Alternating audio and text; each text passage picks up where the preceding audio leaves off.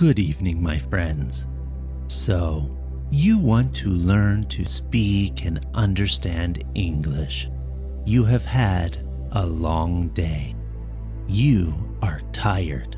Lay down in your bed, close your heavy eyes, and let's listen to a story while we slowly fall into the arms of the English language.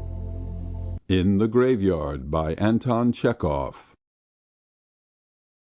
The wind has got us up, friends, and it is beginning to get dark.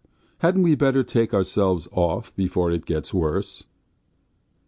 The wind was frolicking among the yellow leaves of the old birch trees, and a shower of thick drops fell upon us from the leaves. One of our party slipped on the clayey soil and clutched at a big grey cross to save himself from falling. Yegor Gryaz Narukov, titular councillor and cavalier, he read. I knew that gentleman. He was fond of his wife. He wore the Stanislav ribbon and read nothing. His digestion worked well. Life was all right, wasn't it? One would have thought he had no reason to die. But alas, fate had its eye on him. The poor fellow fell a victim to his habits of observation. On one occasion, when he was listening at a keyhole, he got such a bang on the head from the door that he sustained concussion of the brain. He had a brain, and died. And here, under this tombstone, lies a man who from his cradle detested verses and epigrams. As though to mock him, his whole tombstone is adorned with verses. There's someone coming. A man in a shabby overcoat, with a shaven bluish-crimson countenance, overtook us. He had a bottle under his arm, and a parcel of sausage was sticking out of his pocket. "Where is the grave of Mushkin the actor?" he asked us in a husky voice. We conducted him towards the grave of Mushkin the actor, who had died 2 years before. "You are a government clerk, I suppose?" we asked him. "No, an actor.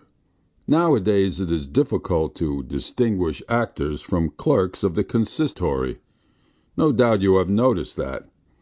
That's typical, but it's not very flattering for the government clerk."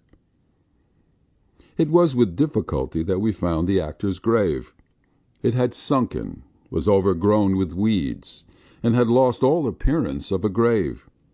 A cheap little cross that had begun to rot, and was covered with green moss blackened by the frost, had an air of aged dejection, and looked, as it were, ailing. "Forgotten friend Mushkin," we read. Time had erased the never, and corrected the falsehood of man. A subscription for a monument to him was got up among actors and journalists, but they drank up the money, the dear fellows, sighed the actor, bowing down to the ground and touching the wet earth with his knees and his cap.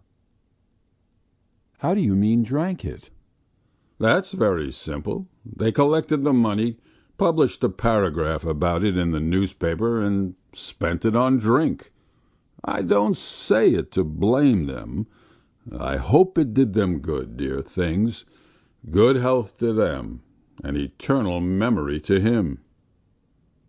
"Drinking means bad health, and eternal memory nothing but sadness.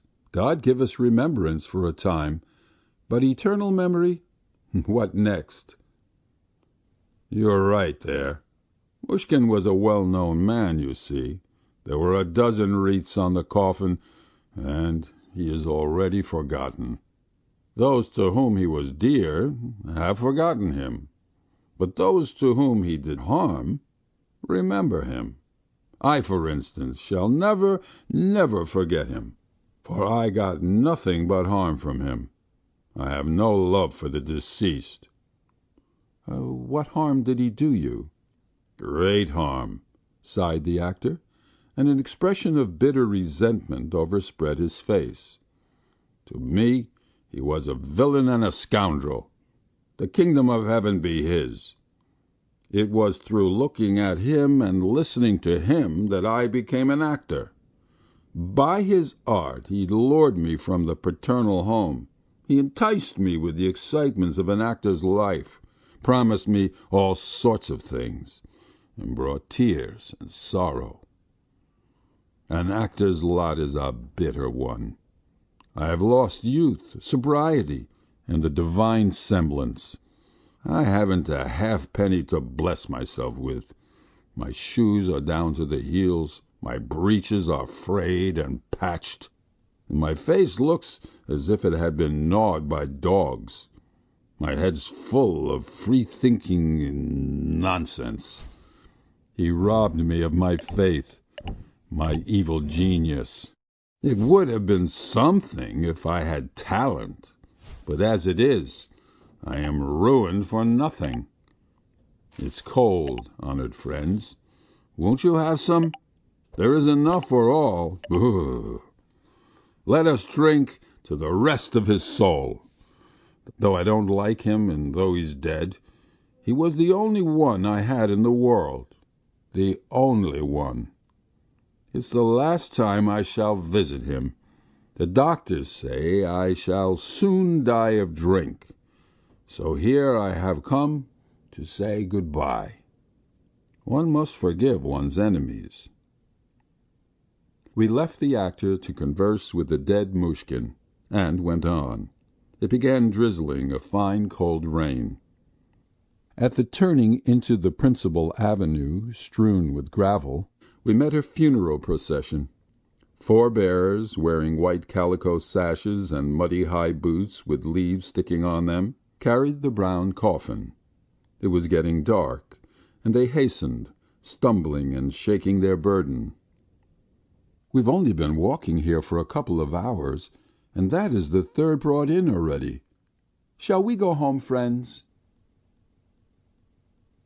End of In the Graveyard by Anton Chekhov. Read by Alan Davis Drake.